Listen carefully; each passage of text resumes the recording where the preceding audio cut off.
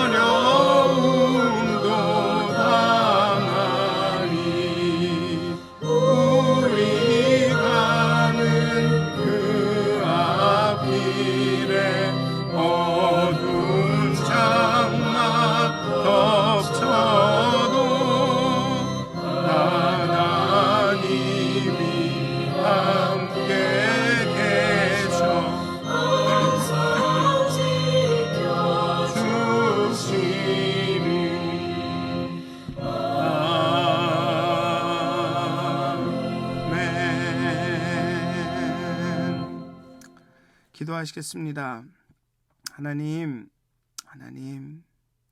하나님이 왕 되시고 통치하시고 어린 양 예수께서 기필코 종국에는 승리하심을 바라보면서 하나님께서 우리를 지키심을, 환난과 핍박과 재앙 가운데서도 하나님께서 우리를 인치시고 우리를 온전하게 지키심을 신뢰하며 하루하루를 살아가게 해 주시옵소서.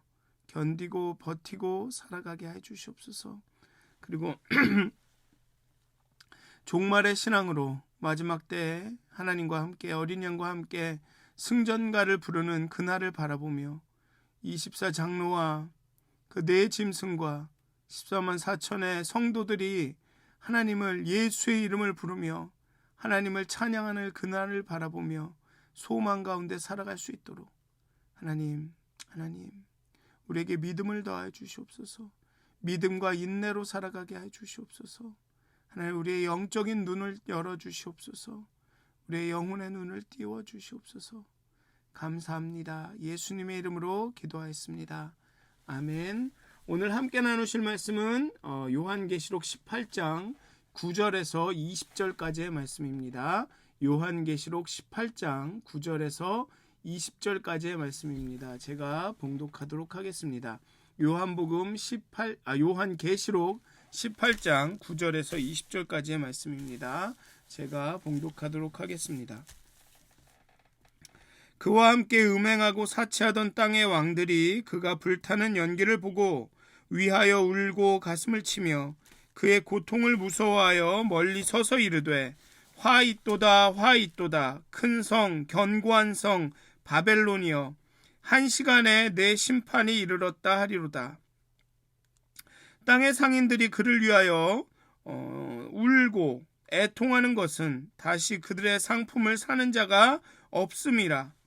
그 상품은 금과 은과 보석과 진주와 세마포와 자주 옷감과 비단과 붉은 옷감이요 각종 향목과 각종 상아 그릇이요 값진 나무와 구리와 철과 대리석으로 만든 각종 그릇이요 계피와 향료와 향과 향유와 유황과 포도주와 감람유와 고운 밀가루와 밀이요 소와 양과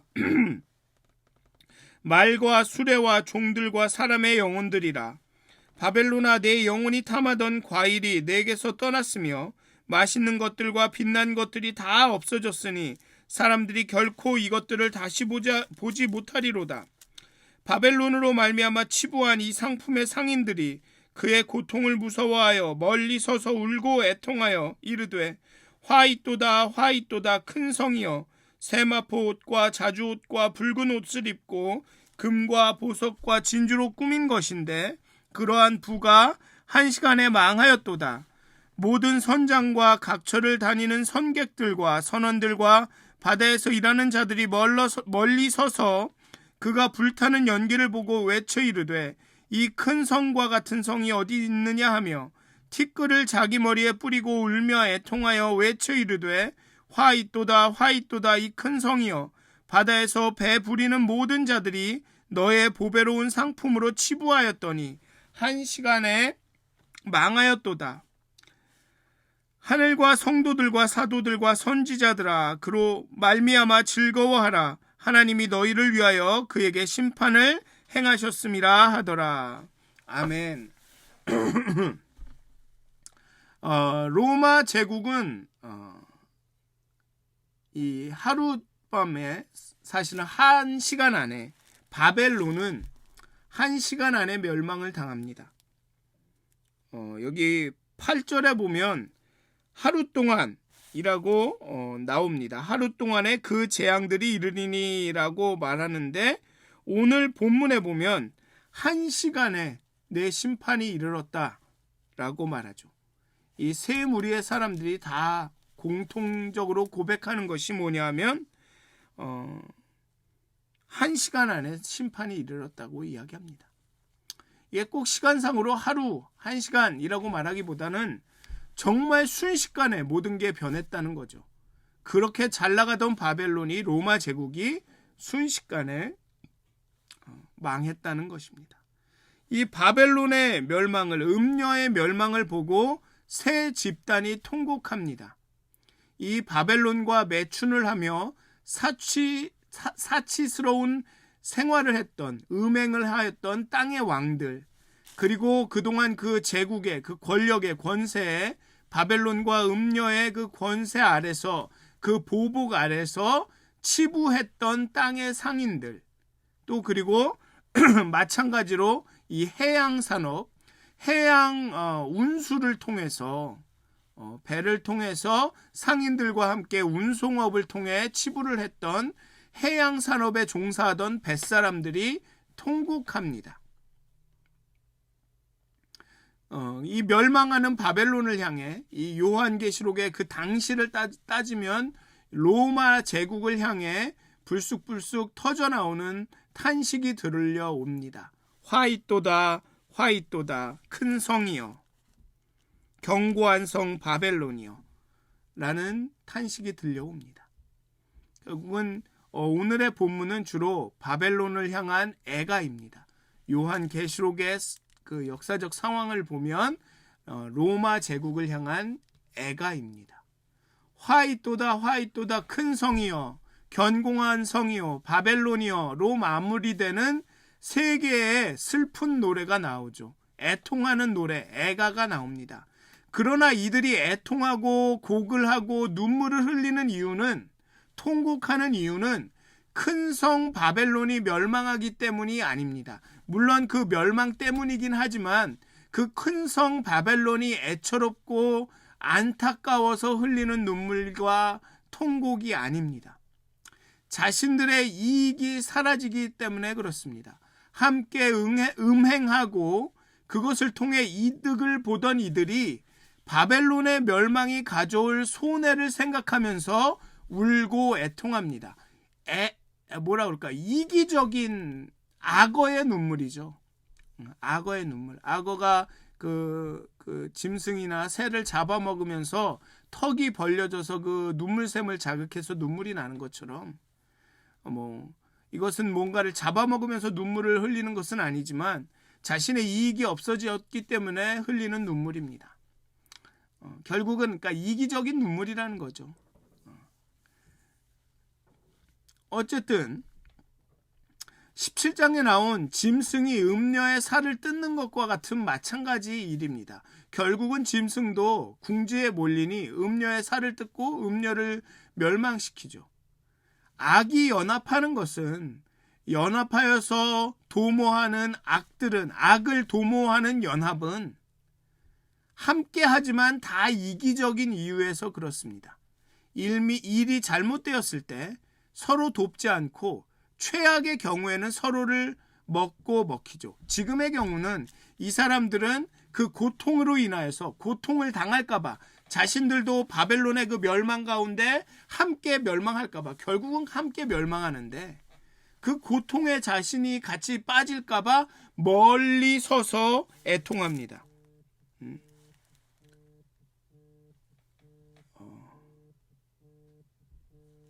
네. 아이고. 네, 죄송합니다. 지금 전화가 오는데 이걸 어떻게 해야 될지 모르겠네요. 네. 네. 네, 하여튼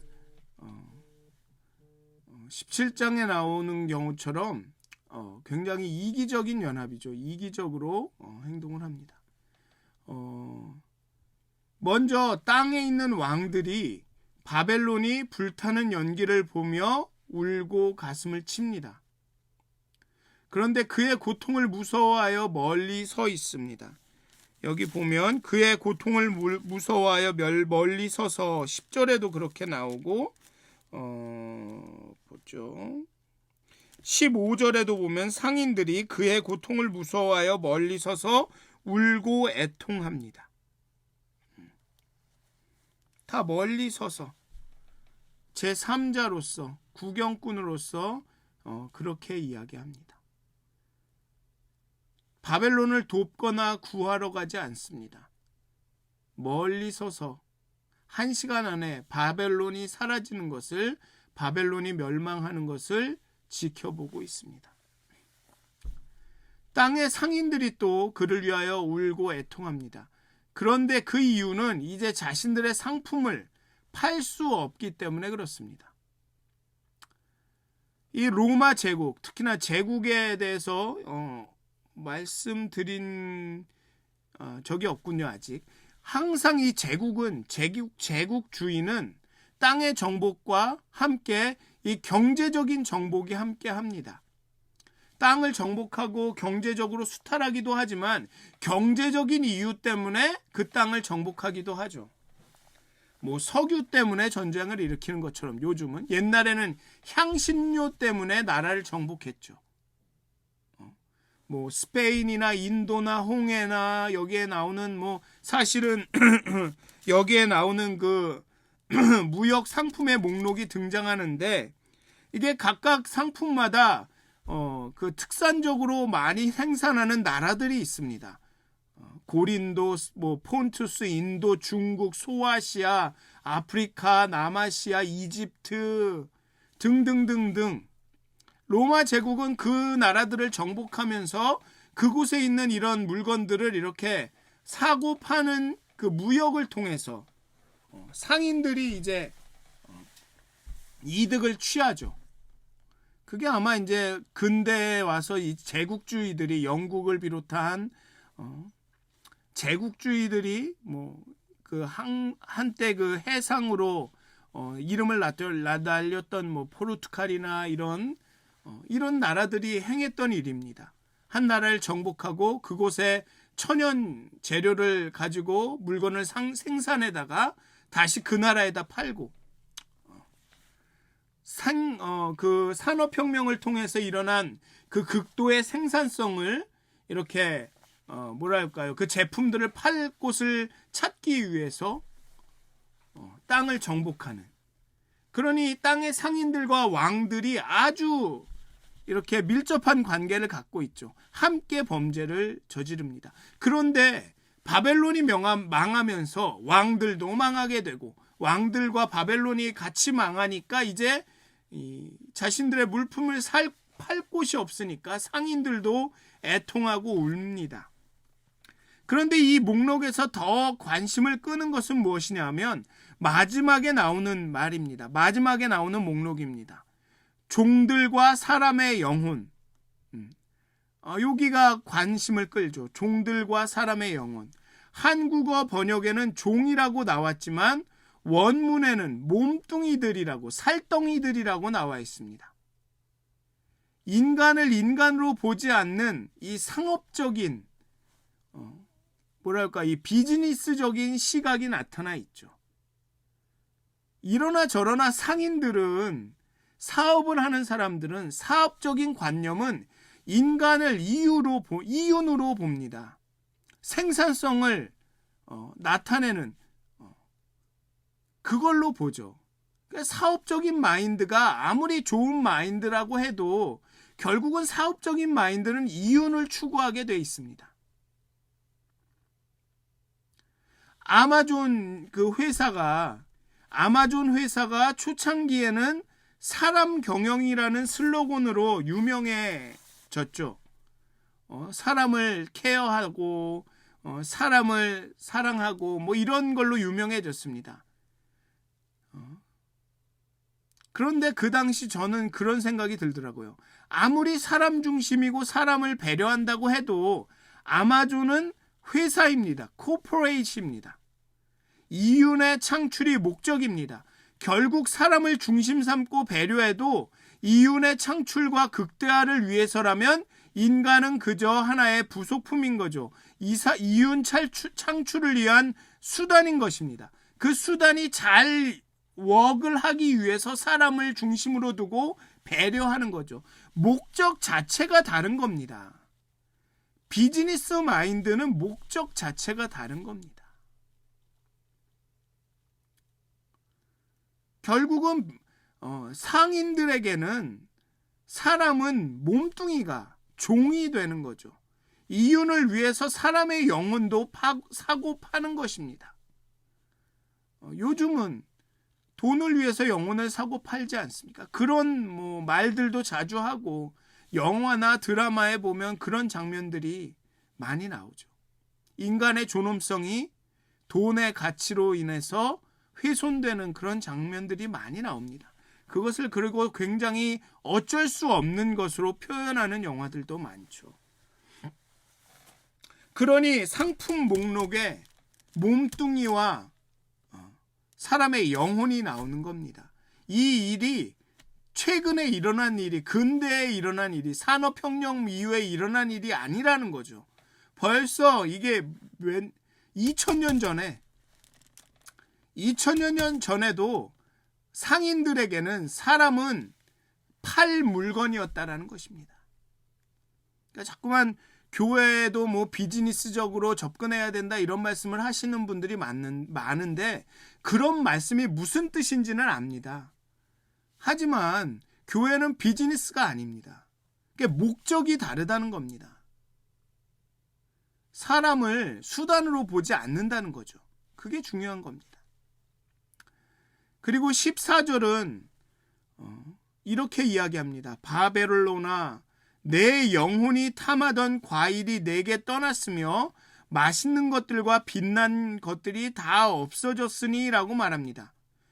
여기서 과일을 탐하고 맛있는 것들과 빛난 것들을 탐하는 것이, 그것을 좋아하고 그것을 원하는 것은 나쁜 것이 아닙니다. 내 육신이, 몸이 어떨 때는 맛있는 것을, 빛난 것들을 필요로 하기도 하죠. 과일이 필요하기도 합니다. 비타민C를 공급받기 위해서는 내 몸이 필요하니까 그런 것들이 필요하기도 합니다. 맛있는 것을 먹어야죠. 맛 없는 것만 먹으면 안 되죠. 그런데 중요한 건 무엇이냐면 영혼이 탐난다는 것입니다.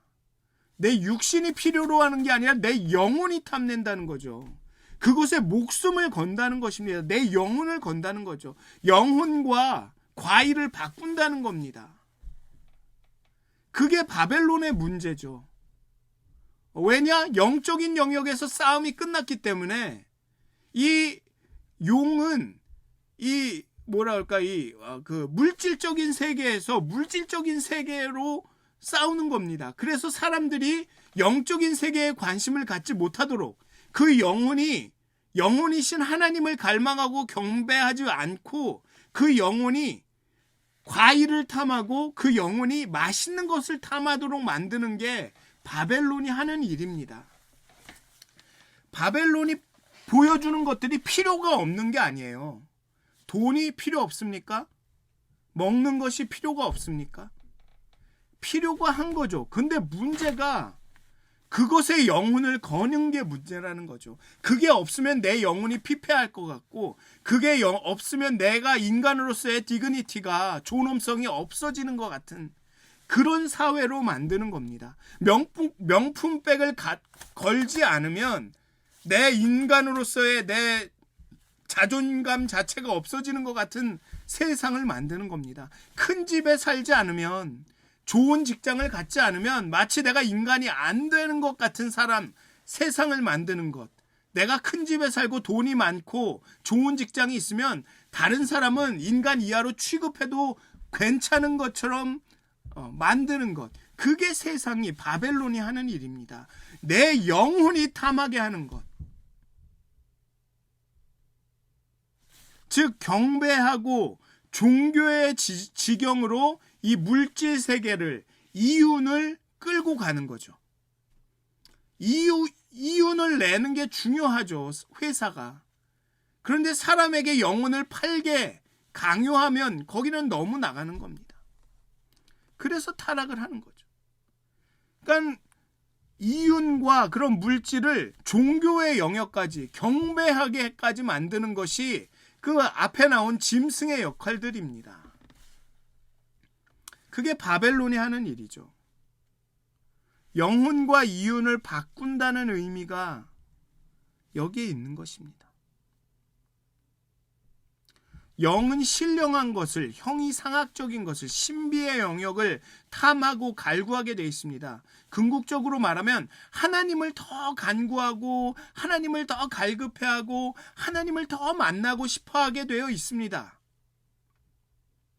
그런데 그 영혼이 과일을 탐하죠.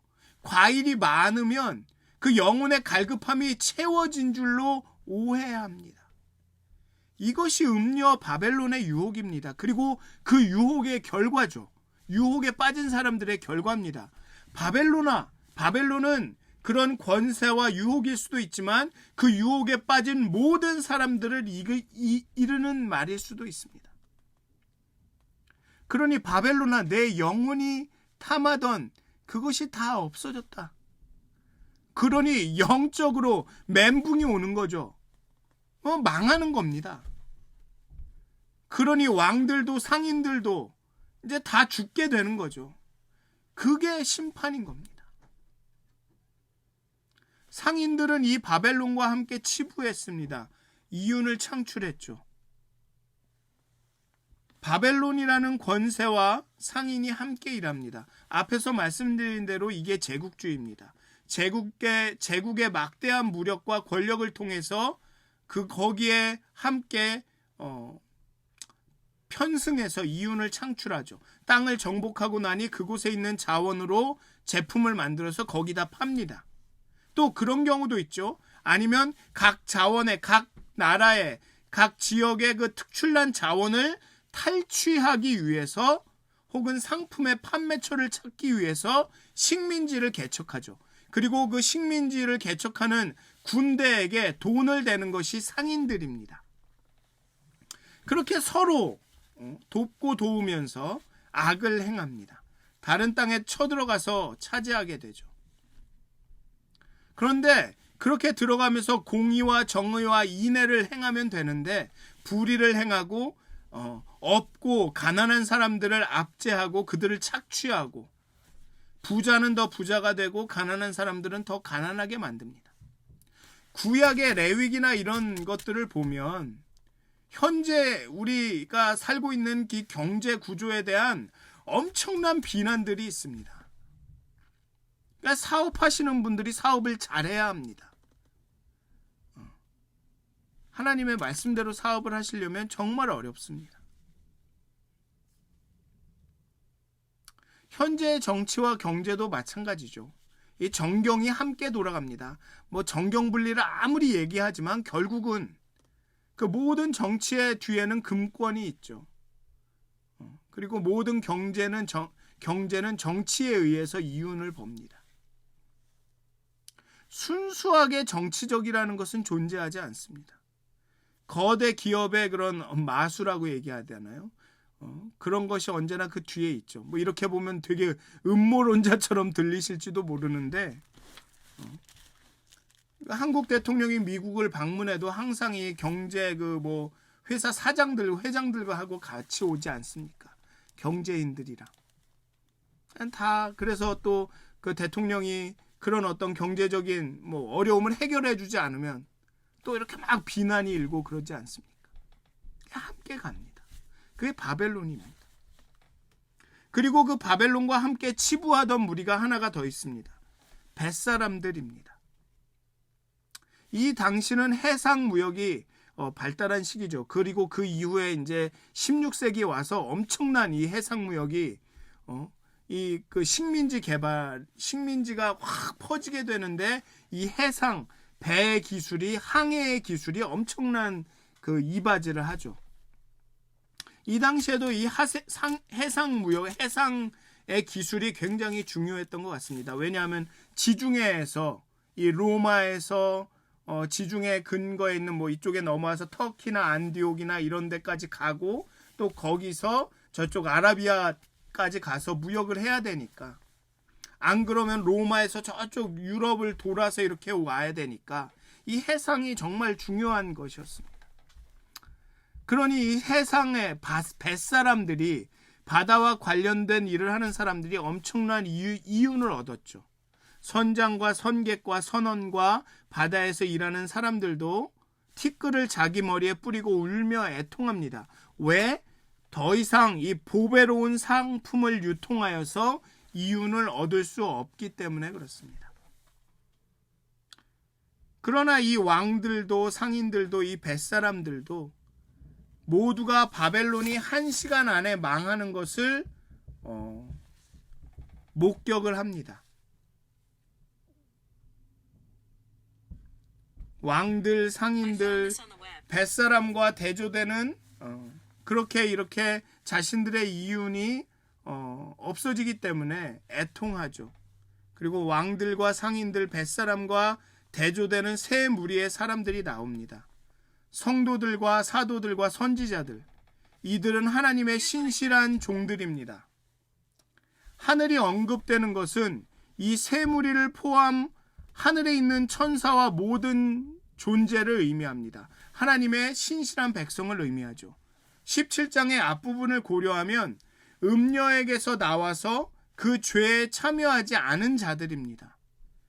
이들의 바벨론에 대한 반응은, 세상에 대한 반응은 즐거워하는 것입니다. 성도들과 사도들과 선지자들은 즐거워합니다. 상인들과 왕들과 뱃사람들은 애통하지만 성도들과 사도들과 선지자들은 즐거워합니다. 다른 사람의 불행을 기뻐하라는 말이 아닙니다. 악이, 음녀가, 바벨론이 잘 나간다고 해도 그들의 끝은 멸망이라는 것, 심판을 받는다라는 것, 하나님이 그에게 심판을 행하실 것이라는 것이, 다른 말로 하면 우리는 그렇게 심판받는 쪽이 아니라 하나님과 함께 승리하는 쪽이라는, 구원받는 쪽이라는 것이 즐거움과 기쁨의 이유라는 것입니다. 심판은 성도에게 기쁨입니다. 즐거움입니다. 종말은 살아가는 우리가 해야 할, 종말을 살아가는 우리가 해야 할 일은 죄에 참여하지 않고 신실하게 심판하시는, 시비를 가르시는, 옳고 그르심을 가르시는 하나님만 바라보면서 즐거워하며 행복하게 사는 것입니다. 사랑하는 믿었은 가족 여러분, 정말 바벨론이 유혹과 공격이 심하겠지만 그 가운데서 즐거워하면서 행복하게 기뻐하면서 사시길 바랍니다. 종말은, 심판은 우리에게 구원입니다. 은혜입니다. 그것을 기억하시면서 종말에는 우리가 하나님과 함께 승리한다는 것을 기억하시면서 오늘을 살아가시길 주님의 이름으로 축원드립니다. 기도하시겠습니다. 하나님, 정말 말세가, 종말이 어렵고 힘들고 고난과 곤고함이 다가올지라도 기필코 결국에는 이기시는 하나님만을 바라보며 주님만을 생각하며 정말 오늘을 견디고 살아갈 수 있는 힘을 주시옵소서. 정말 심판의 하나님을, 정말 우리가 구원받고 정말 승리할 날을 바라보며 소망 가운데 살아갈 수 있도록 하나님 우리를 인도하시옵소서. 감사합니다. 예수님의 이름으로 기도하였습니다. 아멘. 하늘에 계신 우리 아버지여, 이름이 거룩히 여김을 받으시오며 나라가 임하옵시며 뜻이 하늘에서 이루어진 것 같이 땅에서도 이루어지이다. 오늘날 우리에게 일용할 양식을 주옵시고 우리가 우리에게 죄진 자를 사하여 준 것 같이 우리의 죄를 사하여 주옵시고 우리를 시험에 들게 하지 마옵시고 다만 악에서 구하옵소서. 나라와 권세와 영광이 아버지께 영원히 싸움나이다. 아멘. 오늘도 행복한 하루가 되시길 기도합니다.